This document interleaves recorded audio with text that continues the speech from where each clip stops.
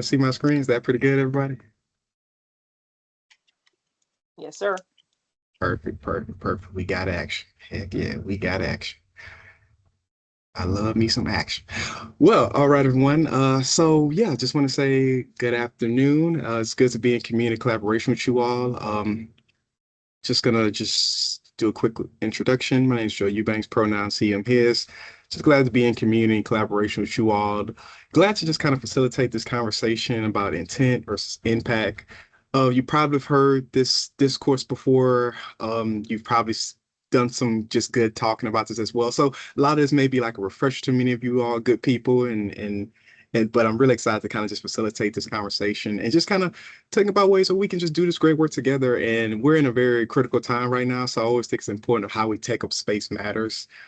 This presentation probably be about probably a little close to 20, 30 minutes long, depending on just if my technology acts right, because sometimes just don't give me the best and my technology is a little iffy sometimes, but we're going to be in community with each other and I'm really excited about it. So we're gonna just go ahead and dive right on in. And please feel free. You don't gotta go off screen. You just good right there. If you're chillaxing, kick your feet up, relax, totally fine.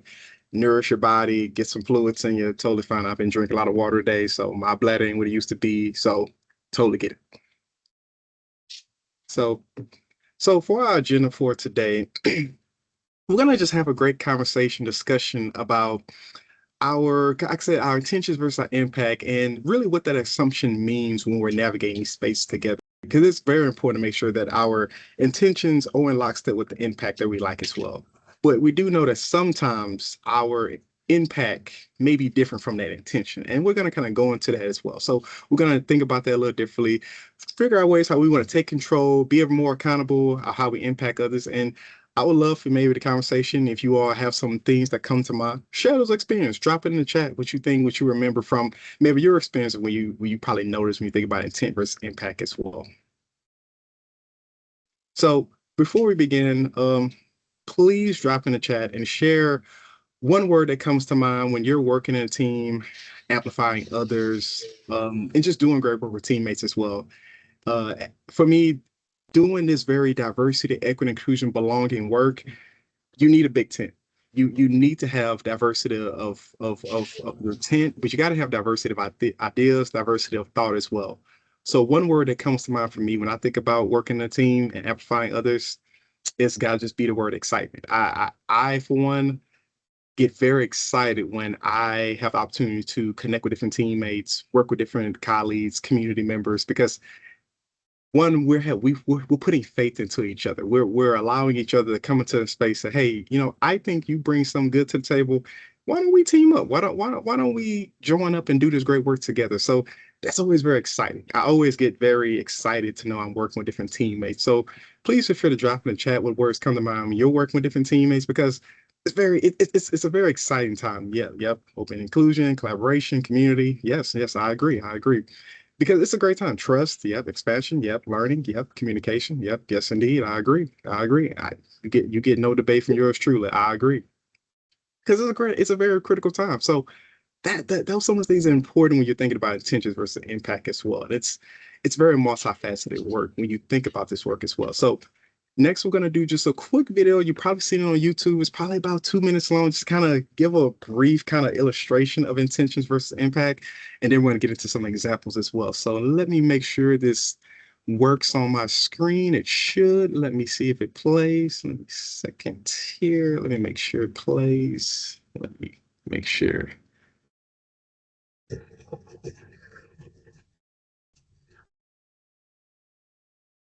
Joe, you might want to, I think you have to stop it and then make sure that you share the sound thing, I think. Let me see about that. Let me make sure I do that too. I think you have to stop sharing and then maybe, and then, I don't know, I can't remember how that works, sorry. Oh yes, you're right about that. Let me see. Stop share and then let me see. Include sound. Indeed. Go. Let's see. Let's see. Let's see if it'll let me do it. Let's see if I can let me do it. Let's see. Let me see if I can work my magic again. No, I can get something cooking. Let me see again. And then let's see if it'll let me do it.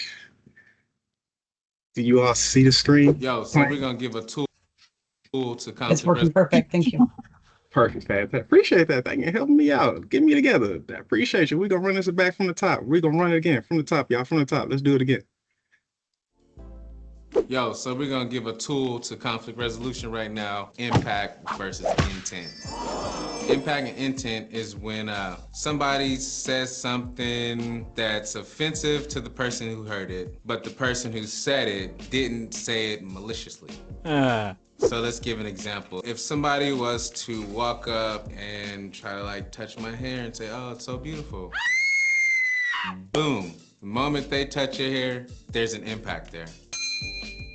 So that impact for me is feeling like you violated my personal space. You took away my like autonomy, my authority. You took away my sense of person, like my ownership of self. And then if I was to be like, whoa, I'm hard, whoa, you harmed me. Person be like, whoa, they get defensive, like, I didn't mean to like do that. I was just trying to say how beautiful your hair was. Okay, I hear your intent, but first there was a huge impact because you violated my personal space. And so a good way to like deal with intent and impact, listen to the other person and acknowledge the impact. Reflect on what they're saying back to you on how they've been impacted and be accountable to it. After you are accountable to the impact, you might have the space to explain what your intent was. That person may or may not want to hear it, but at least the one thing that they do want to hear is you acknowledging the impact and being accountable for that. And so me being the impacted person, I could state the impact. Hey, this is why I feel impacted. Stating that lets the other person know like how they have wronged you. And then you could acknowledge the intent if you want, so the other person can like let their guard down or be more willing to engage in whatever conversation needs to take place on resolving that conflict in the moment. All right. So if you see in that video right there, you saw a really a brief illustration of what is intent and impact as well. And one of the things you probably noticed that he talked about kind of just somebody touching your hair. I got these nice kind of locks going right in these curls. I've been getting got my do right now. I take this very seriously right here. I always say a haircut is like a black man's makeup. So when you get out that chair and you get that haircut and that line looking crispy, you just mwah, chef's kiss. So that hair is important. So when someone touched that hair, I'm unglued. I'm like, whoa, wait a minute. Like we got to talk. Like what is going on? Like I'm clutching my pearls right now. Like, whoa, did you just touch this good hair? Like, wait a minute.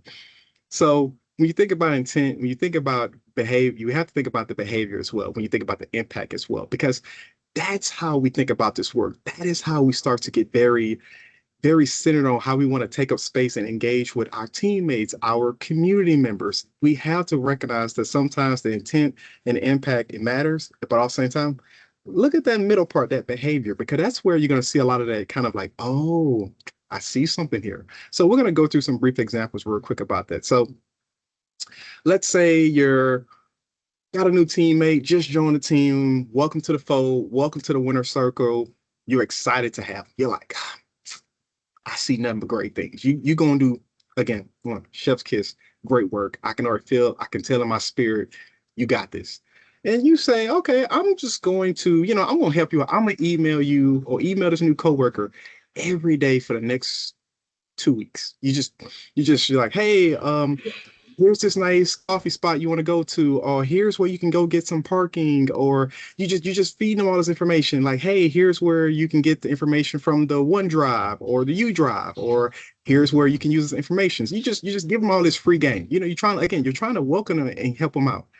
But sadly, the new coworker feels a tad bit overwhelmed. They feel a bit micromanaged. They're like, whoa, you're like, let me cook for a second. Let me find my way. I appreciate the free game, but you're like, man, you really owe me right now. Like, so right there, that situation, you see that difference. You see where you were trying to be helpful, you did this behavior, but that impact just resonated differently with that teammate, with that person you're connecting with. So that's just how these things can happen as well. let's say you're a part of a team, you're working on a project, and you're like, I want to be helpful. I want to help my teammates out. I want to help the people I'm in a group with as well. And your behavior, you reach out and you be like, hey, y'all, just tell me what to do. I'll do it. I got it. I'm giving Michael Jordan game 6 energy. Like the NBA finals is about to start. My Timberwolves, I'm a Pelicans fan, but Timberwolves just did not play good. I don't know. But anyway, sidebar. But let's say I say, just tell me what to do and I'll do it. I tell my group that, you know what, like, y'all, I got this. Let me know what I need to do. But sadly, my teammate's going to say, Joe, you're being a bit lazy. You're not taking the initiative. You're not leaning in, getting curious. You're not asking clarifying questions. Yeah, they did try. They tried their best. But yes. But so in a situation, your teammates, for me, felt like, well, Joe, why didn't you just said tell me what to do and you're do it? Like, come on now, Joe. Like you know hard work sometimes you gotta be a little attention to detail, you gotta work hard. Why are you not asking clarifying questions? So right there at that moment, I want to be helpful, but my teammates finally took it as like I'm just trying to take my foot off the gas. That's how sometimes that behavior could be a little different as well. Another situation, your teammates having a serious conversation, it's about a serious moment, and I'm talking about my New Orleans Saints. Our quarterback just got out because he has a shoulder issue, and we got no quarterback really going into the next season. So I'm a little overwhelmed. I'm a little down in my spirit, and someone comes up and said, "Oh, this crazy world, Joe. Like it just happens, Joe. It's a part of the game, and many other people around me may say, well, you're being a bit dismissive to someone's pain. You're being a bit dismissive to what someone may be going through. Maybe someone was talking about a conversation that was a very serious matter. Some of the things you're seeing happen across our society, happen at the federal government level, to the state government level. These are very passionate things, and it may create a situation where you're pretty overwhelmed. You're a little full. I would say you're full. I would say like you're just full of a lot of emotions. You're trying to process these things, and just someone comes in. Again, the intentions was to lighten the mood, and the behaviors that they said, "Oh, this crazy world." Like they're just acknowledging kind of the situation. But sadly, you see that shift that happened. Now the impact is that you were being a bit dismissive, and that's kind of caused this now this new situation that you're in. Lastly, another situation where you got your teammates, you got some major projects due. Yep, empathy is very important. Yep, I would agree. You got a major project due for your teammates, and you want to create this new shared sense of accountability. You're like, you know what? How do I really get my teammates just to, they're bringing their game, but how do I up the game a little bit? How do I just get that out of them? So you say, you know what? I'm going to do something different. I'm going to call out every individual for their mistakes in a meeting with their peers. You're just gonna go right at them, like, you didn't do this right, you didn't do that right, you could have been better here, you're just not meeting the standard. Like you're right there, you just wasn't that great. Now, this is my behavior. I wanted to again create a new sense of accountability. I wanted to motivate my teammates, but I've never done this before. I have never did this practice before. There's no past experience of me going into a space just calling out my individuals for their mistakes in a group setting. Never did this before. So, but again, this is a new behavior I'm doing because my intentions was to motivate my teammates. I want to create that shared sense of accountability. So I'm trying to rally the troops a little bit, get them riled up. But sadly, yes, you probably already imagine our teammates probably feeling a tad bit embarrassed, shame. They probably no longer trust me, trust the process that we're doing, and now they probably don't even have an interest in working with me. Like they don't even have an interest in collaborating me on projects. I've lost that social capital. That I've lost that with my teammates. And that's something that once you lose it, it's hard to get that social capital back. It's always important. So again, you see that shift that happened. That you're motivating your teammates, but then automatically you had a situation where you did this new thing, and now your teammates may feel a bit overwhelmed. I don't, and maybe you all can drop in the chat. Maybe some of these situations you've been on the sender end where you sent some communication out, done it before, or maybe you have maybe been on the receiver where the impact was there. Yes, social capital is mostly just kind of like a social description of kind of like I would say the interactions you have, that kind of camaraderie, that social capital, like you, the ability you be able to influence others, the ability you're able to kind of walk someone and have a dialogue with them, and easily they're going to engage in that kind of conversation. So yeah, no, great question. That's kind of a kind of a quick example of social capital. No, but thank you for that question. Thank you for that question. Great question. Thank you for that. So in that situation, yeah, you've had a situation now that your teammates are struggling. They're hurting now. They're like, man, Joe, you did me dirty right there. Like you could have pulled me to the side and had this conversation with me. And I'm thinking like, well, my intentions was to motivate my teammates. I wanted to create a new sense of accountability because if you get that shared accountability, that's where people are going to be shared, actually bought into the process. But sadly, that behavior is where you see that difference as well. So now, everyone, I want to briefly talk about and show you a diagram of I call it the model of communication. And when I mean the model of communication, I mean this is kind of how we're going to briefly reflect on the communication we have as well. So just rather quickly, you're going to have a sender right there. That's that beautiful person, just looking amazing, doing their thing, doing great stuff. And then you're going to have a receiver, another beautiful person, doing great stuff, doing great things, making stuff happen.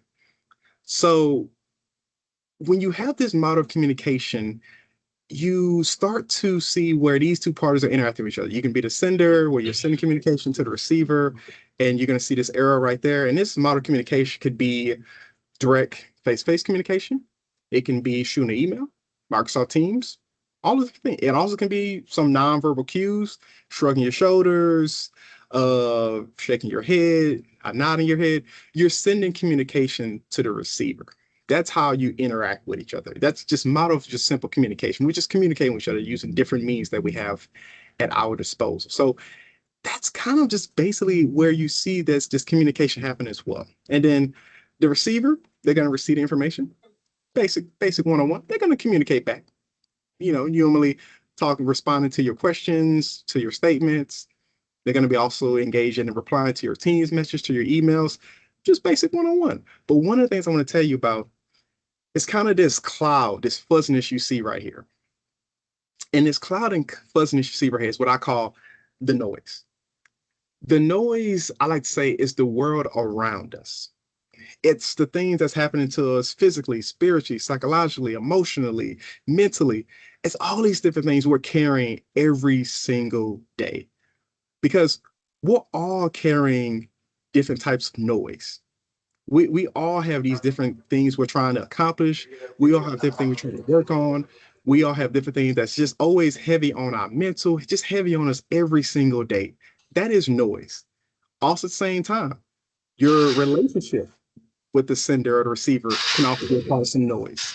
If you all have had some interactions that may not have been the most fruitful, there might be some noise there. There's going to be some noise as well. So noise can happen a plethora of ways. I talked about, I have a relative, I have my twin brother. Just to share it quickly, he suffered a gunshot in August, and I want to share this because that's noise. He's living with me here. He got shot in New Orleans. That's noise I battle every single day. That's noise just helping my brother recover. Every day I wake up, I'm just doing good work, but I have to make sure my brother's good. He's stretching. We're doing exercises. We're trying to get him back hooping. He thinks he can still out jump me, but I mean, he never could. But now we're trying to get him at least where he's kind of close. But that's noise I'm battling every single day. And those things so everyone, you're bringing some noise to the table.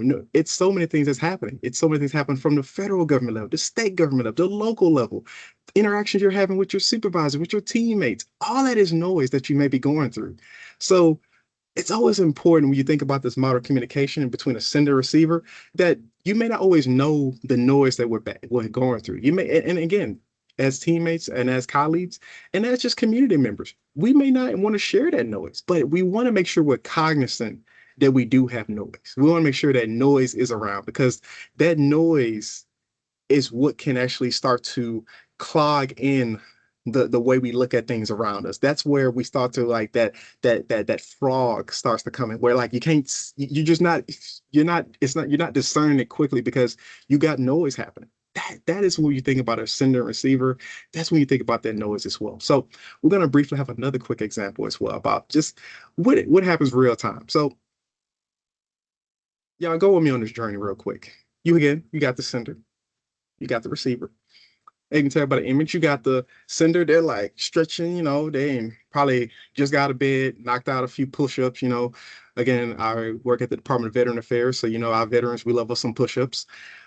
So they're feeling good, feeling highly motivated, dedicated. They're doing their thing. They've had a group project, a kind of assignment they need to get done. And they're like, you know what? I am really doing well. I am really kicking butt and taking names. Like, look at me. I'm doing my thing. But again, we got some noise because again, you got the receiver over here. They've been burning the midnight oil and they're behind. They're just trying to figure out what's going on. So, but again, the sender, they're feeling good. Like I said, highly motivated, highly dedicated. And they're like, I have some additional capacity to put time in extra into this project.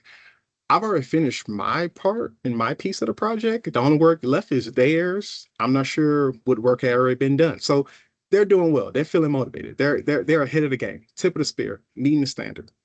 Now they send this communication off to the receiver. They say, as you probably mentioned, tell me what to do in the project, and I will do it. Now, everyone, I think you're probably level set and see what's about to happen right now. You got the receiver over here, teammate, they're overwhelmed.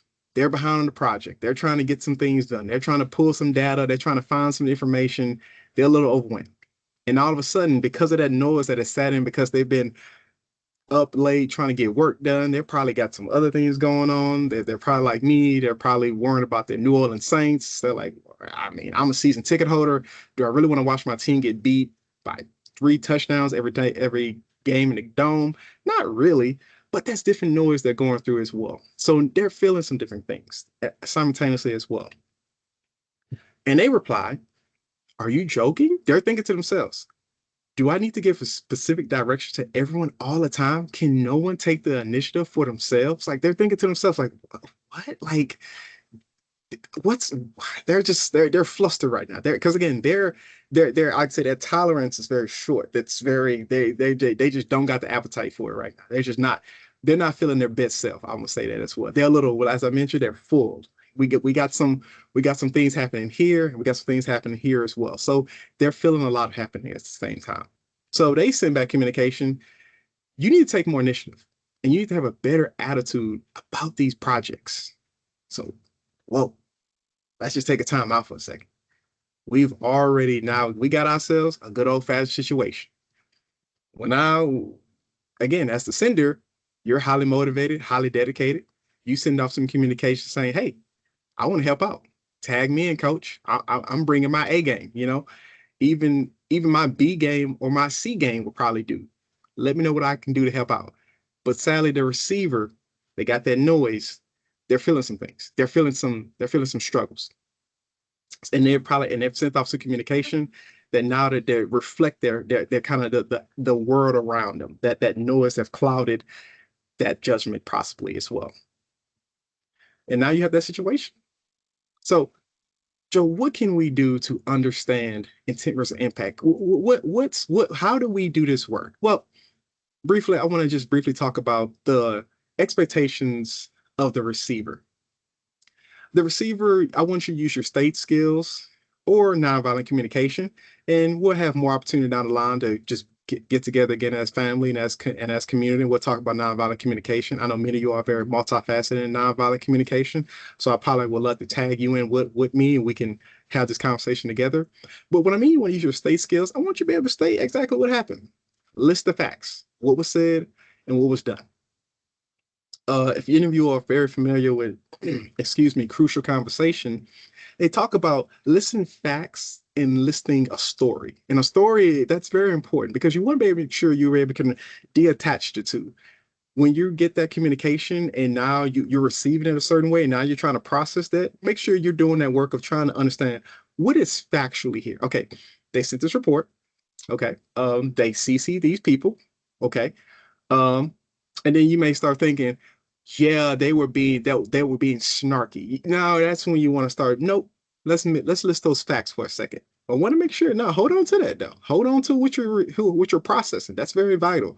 But make sure you list those facts first. You can really start to process the situation more adaptably as well. So you want to make sure you're doing that work.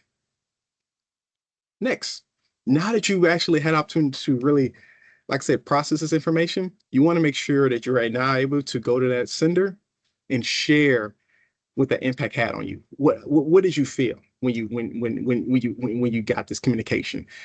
What's going on? Like, is there a project, there's something due that's got you a little stressed out, a little overwhelmed? You're just not on your A game. Because sometimes it's always important to share that, hey, you sent this to me. I'm kind of got a backlog right now, and I'm trying to bring my A game. Really don't know how I can even bring my B game or even my C game. You might just get my D game. So I just want to be transparent about that. Share that impact. Believe me, believe me. Again, you want to have that honesty there, and just be able to keep it a buck and a quarter with the person you're talking to. I want to make sure I get that situation where I can give it to you what I'm going through and how that made me impacting me as well. And then lastly, ask curious questions, ask open-minded questions. Try to unpack and try to figure out what did that person intend with that communication. Try to get to the bottom of that as well. Try to do that work where you're trying to piece together where were they getting at when they sent that communication to you, when they said that phrase to you, when they said that statement to you. Now you want to lean in and get a little curious, because that's how you do that work as well. You want to make sure that you're able to facilitate a real impactful conversation. You want to make sure that you're not holding it in. I remember in some previous stops, one of the overlining kind of principles that assume positive intent. And I always just be like, I don't think you can do that. Because sometimes you just can't do it. If somebody played in your face, they played in your face. There is no way you can assume positive intent. If you play in my face, I'm not gonna be like, oh, you were positively trying to play in my face. Like, wait a minute, time out. No, you want to make sure you're not assuming positive intent. You want to make sure you're actually doing the work of processing what's happening. You're doing the work of, like I said, asking those curious questions and then sharing that impact as well. You want to make sure you're doing that work, because we don't want a situation where you're keeping it in. We don't want that. We want you to be able to share things that are articulately, speak passionately, speak truth to power. But at the same time, we don't want to create a kind of form of toxic positivity as well. So as a receiver, make sure that you're doing that work. Make sure you're listening to those facts, sharing that impact, and then, like I said, asking those very vital, curious questions, because that's where that real work is going to happen, and that's where the sender is going to be able to say, "Oh, okay, let's get through this together, because we're gonna have this great conversation. We're gonna make sure we have a crucial conversation as well." So we're gonna focus on the sender now for a second. And a lot of this next slides are going to focus on the sender, because I think as the sender, I know people will be like, Joe, man, you're really on the sender. I'm like, yeah, it's the cost of admission. When you initiate that conversation, that's just the cost of admission. You got to be able to adapt and be willing to kind of be prepared to have these, like I said, these very vital conversations, especially when you're thinking about your intentions, your behavior, and your impact as well. So one of the things you want to do, you want to acknowledge the tendency to relinquish responsibility excuse me, common acceptable language. So what I mean, relinquish your responsibility to these common language words and phrases that we use. I know you all probably heard them. Please jump in the chat if you have. Oh, well, that's not what I meant. They need to be less sensitive. Like, I mean, okay, but that kind of doesn't help when now we have a situation where, again, the receiver is kind of full. We have ourselves like in that situation I talk about, and you kind of doubling down, saying need to be less sensitive, doesn't open opportunity to really get to the bottom of what's happening. You don't want to do that. You don't want to be very get to that situation where you're using those kind of phrases. They need to be less sensitive. It's cool. Like they're gonna be all right. Like just nah. Like let's not do that. Also, well, that's not what I intended. So I'm just not gonna worry about it. I'm chilling. I'm cool right now. Like I am not gonna worry about that. If they feel that type of way, if they feel some type of way, I could care less. We don't want that to happen either. If a teammate has now voiced, like I said, as a receiver, you voice the impact, you share that with the sender, as the sender, I think you want to be able to try to create a space where now you can kind of try to be a little more intentional, try to get to the bottom of what you're hearing. Like, okay, rap to me, talk to me. Let's get an exclusive. I need to hear what you what did these words, how did this message resonate with you? Let's have that conversation. I would love to hear. I would love to get to the bottom of this. But you don't, but you want to make sure that you don't just kind of brush it off because that's not really the nicest thing to do. And again, these are our teammates, these are our colleagues, these are our community members. So you want to make sure you're trying your best to engage with them in a very impactful conversation as well. Also, when I get these a lot as well, I would never say anything to hurt someone intentionally. They should know that about me. I always be like, should they really? I don't know about that. Like, I'd be like, I had to sometimes be like, I have to lean back for a second, like, would they know that? I don't know. Like, if we debatable, yeah. Well, again, let's unpack that for a second. So yes, like yeah, they probably know you through and through. But again, if it impacted them a certain way, if like I said, your intentions or your behavior was this, but now that that's happened, like yeah, again, like never assume. Like why would you have that person assume that? That now that that's happened, let's take a step back. Let's create a space where we can get to the bottom of the situation. We can have again another impactful conversation. Again, let's have a situation where we can do that as well. It's very vital that we have that. And then one of the ones I see a lot of times, again, I am the chief equity officer here at WDVA, and I see a lot of times where conversations about DEIB get into very passionate conversation. They can be a bit kind of sometimes a bit tone deaf sometimes. And some people always hit me with the, well, Joe, I'm good people. They shouldn't be upset with me because I'm good people. I'm cool people. I'd be like, cool. I'm good. That's good to know you good people. You cool people. But they had a situation now, we've had a model of communication where now something's been received a certain way. And now that the receivers now share that impact, they use those state skills. And now they've asked these open-ended questions, these curious questions. I think it's a good opportunity to not just try to dig in and be like, well, you know my heart. You know I got a good heart. You come on, work with me. Like, no, like you want to relinquish the responsibility to use these common acceptable language phrases because all that does is just kind of prevents us from really trying to have a real impactful conversation. It prevents us from really trying to cut through, like I said, that noise. You want to cut through that noise. But if we're using these phrases, we're not going to be able to resonate with each other. And that's what we want to do. We want to be able to have a great conversation. So you want to make sure you're not using these phrases as a sender as well. And you want to make sure you learn that using some of these phrases that can be contributing to some really systemic forms of oppression, different forms of discrimination, biases, inequities in our everyday behaviors, our decision making, and which you can't really rely on others to point to us. Like, so what I mean by that is that you want to make sure you have a situation where the power dynamic allows for open discourse and forum. You want to make sure that now as a sender, you allowed that if the receiver says, hey, you kind of, I feel a little slighted right there. What I mean by slighted, I feel a little like, that, I don't know, that impacted me a little differently than how you would have intended. As a sender, you want to make sure that you're not creating this kind of power imbalance where now that the receiver cannot express themselves. You want to make sure because those everyday behaviors can reflect a more structural systemic kind of forms or barriers or oppression as well, especially in different workplaces. So you want to make sure that you're doing that work to convey your message when the receiver has created that space as well. So again, still focusing on the sender. We're still on the sender, y'all. Again, remember I told you, cost of admission. As a sender, you got to make sure that you create that space.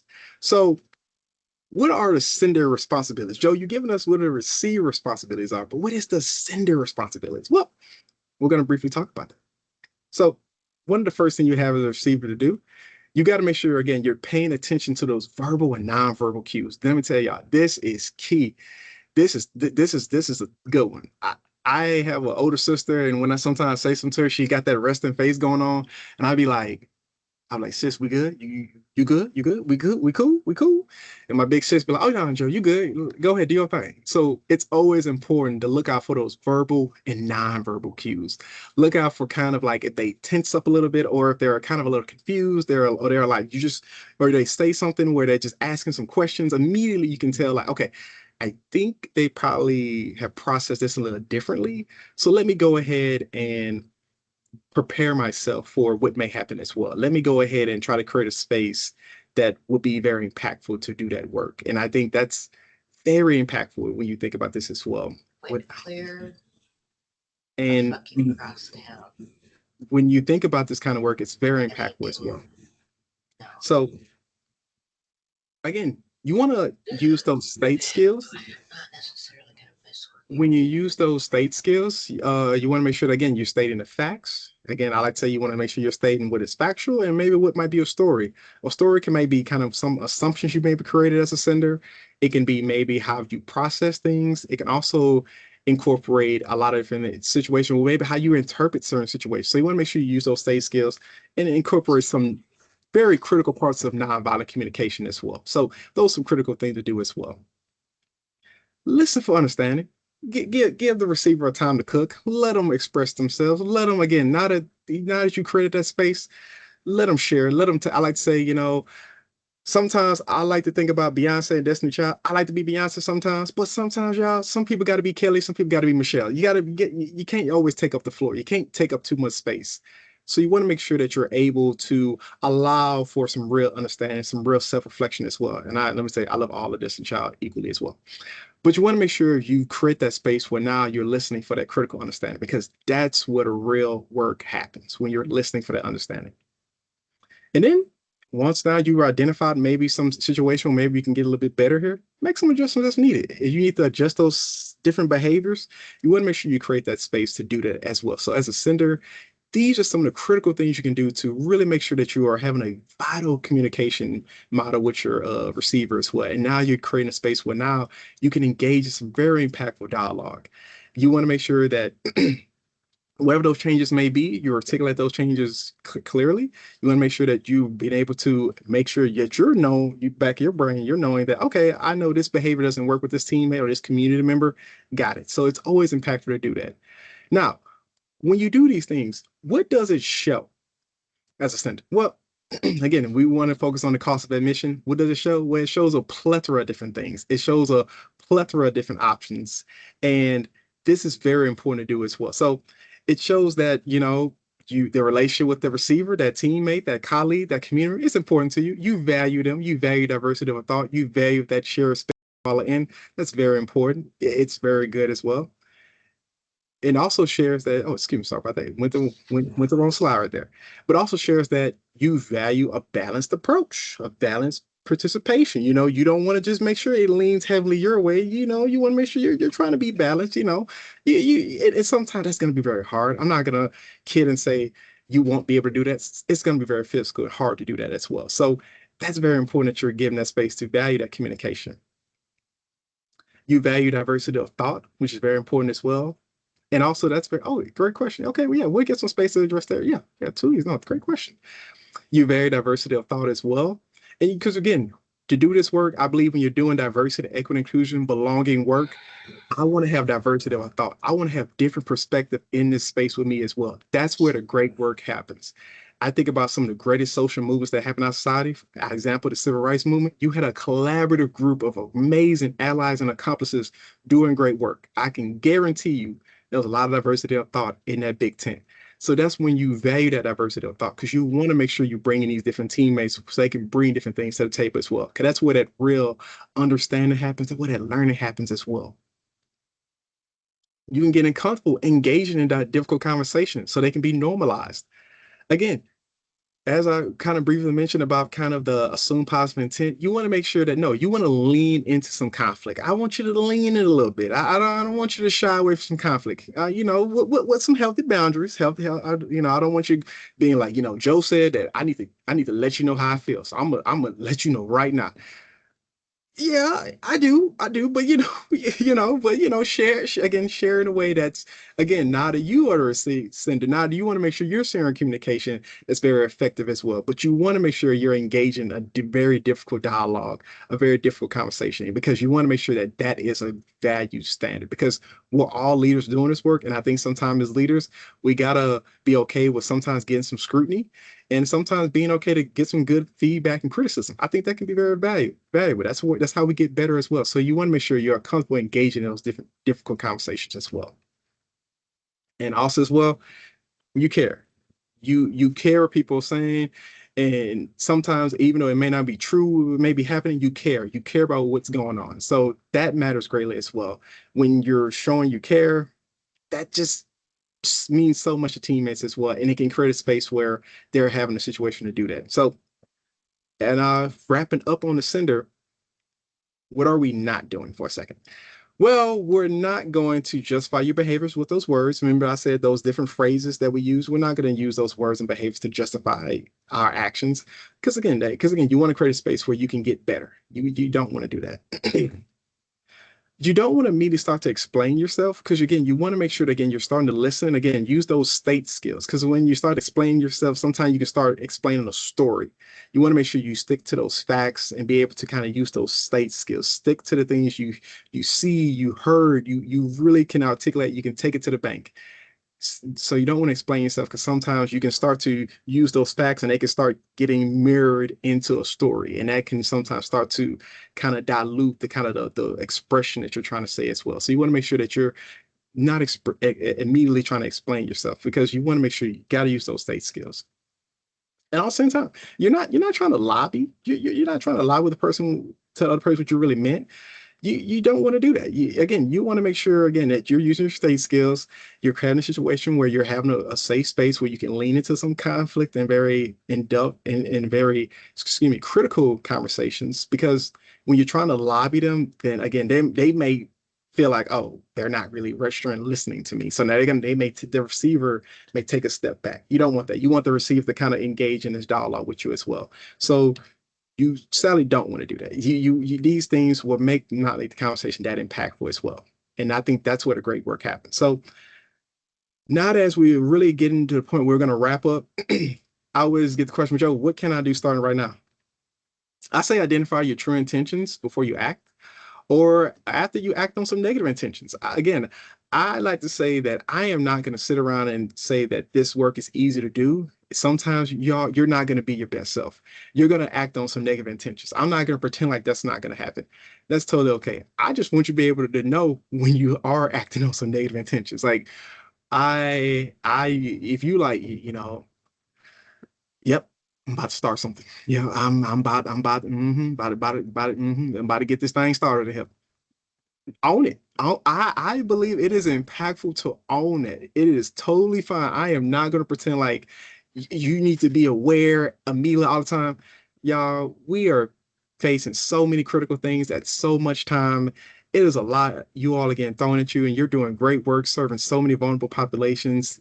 Sometimes you just may act on some negative intentions, and that's totally fine.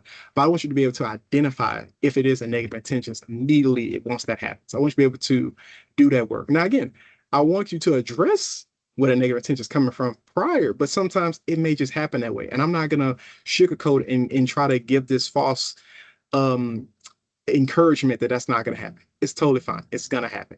But I want to make sure that you know as leaders that it's totally okay. Just make sure you know where that negative intention is coming from. Cause like I said, is it that noise you're battling? What's going on? Is it something here and here? I want to make sure you can really be able to articulate that. And I want to make sure that we're not using faux feelings or fake feelings.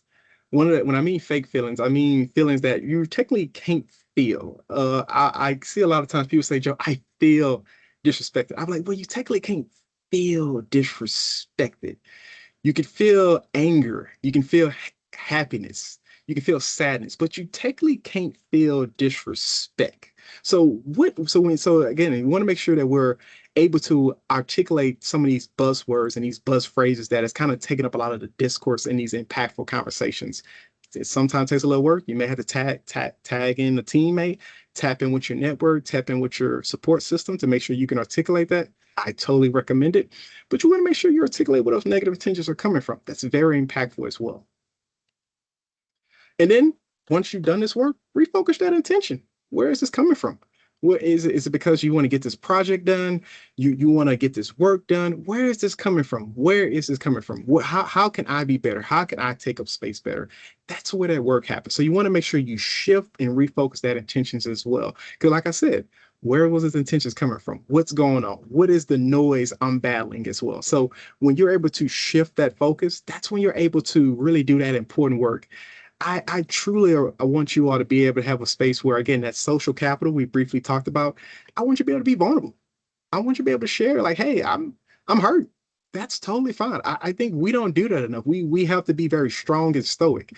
Some days I love the fact within my agency, I've been able to tell my teammates, y'all, I'm sucking today. That's totally fine, and that's where you want your teammates to be able to have that conversation with you and be able to pour into you. I think that's very important. We want to pour into each other, but at the same time, you want to make sure that you're able to refocus that intention. You're able to acknowledge where the attention is coming from and be able to express it very, very, very clearly using that behavior as well. And hopefully you'll get the impact that you're looking for as well. So, and lastly, like I said, you got to discover what a negative intent, if it's there, you got to discover where it came from. Sometimes you probably would discover before you act. And like I said again, it may happen before, it may happen after you act. But you want to make sure, but most time, we know where the negative intention is coming from. It may be some frustration. It may be just maybe some stressors that we're battling as well. So I think it's always important to focus on where the negative intentions is coming from and how you do this work.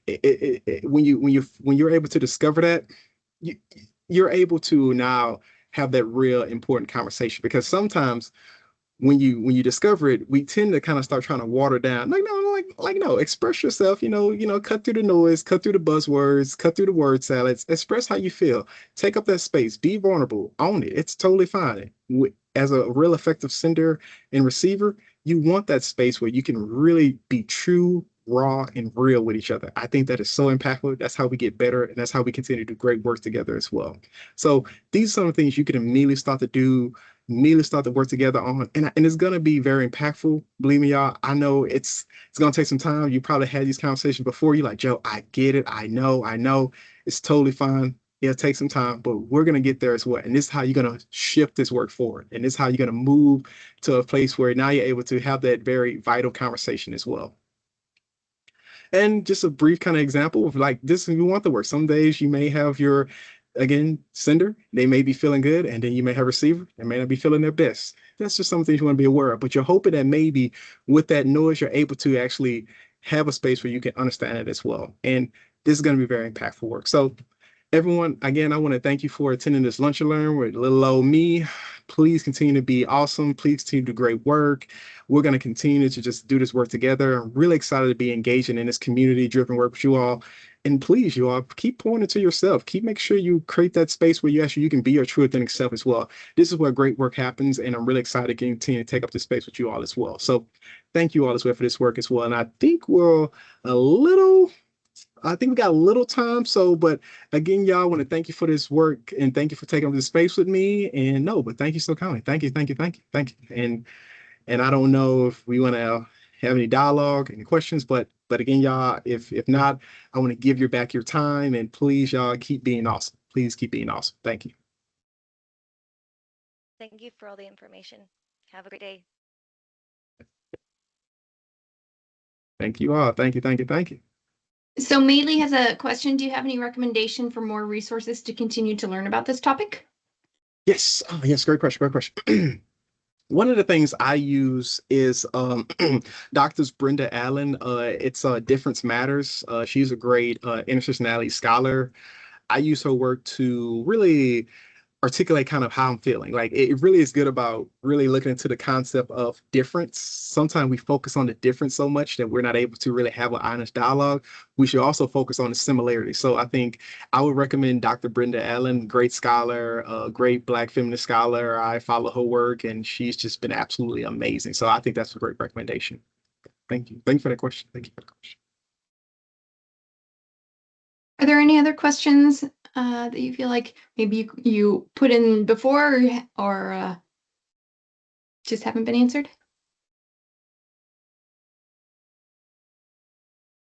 All right. Well, thank you, Joe, so much for presenting to us. It was really inspiring and thought-provoking, and I hope we can all take fantastic stuff away from it. Have a wonderful rest of your day, everyone. Bye. Bye. you. Thank you.